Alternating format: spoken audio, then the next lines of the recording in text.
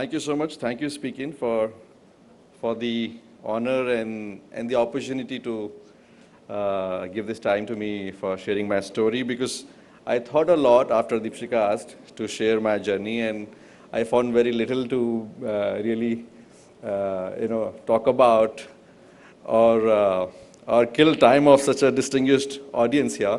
But nevertheless, thank you so much for being here.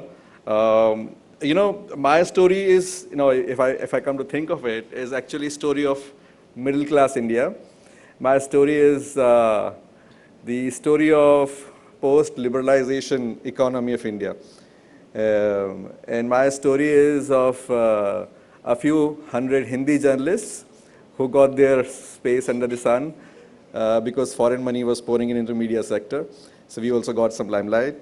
And actually, I come from a family of preachers. So some document at home, some 350 years of history, family tree tells me I come from a family of preachers.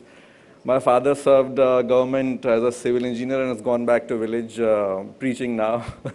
And he's going to be very happy if I tell him today that I got some award in excellence in speech.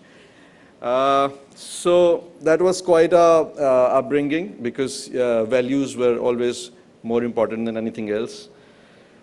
Maybe a word about my mother.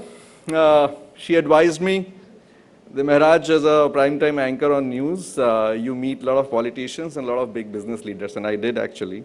But she said, never get tempted, never succumb to any temptation, because we have enough. And I followed her advice, and I found a lot of success and satisfaction with that. But maybe I didn't listen to her another advice. Just about a year before she passed away in 2009, she was telling me, don't live on borrowed money. And that was the time of over-borrowing in India. I also over-borrowed, and a lot of people, their loans turned into NPAs, non-performing assets. My loans turned into non-productive EMIs, which I'm still paying. So, that was the time. That's why I said it's not a worthy story to tell you. That's the story of middle-class India. Well, people tell me, just about a word after the bell, people tell me you are very smart, because when UPA was in government, you were working with NDTV. When NDA is in government, you were working with Z.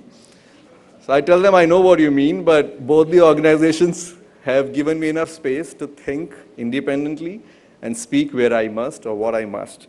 So thanks to all the organizations I've worked with, and my family and my friends and schools, ISB being one of them, because all of them have helped me to run the course. And I follow, I believe in these words of Gita, where they say, Anantyash chintayanto mam tejana paryupasate tesham nityabhiyuktanam yogakshemam vahamiham.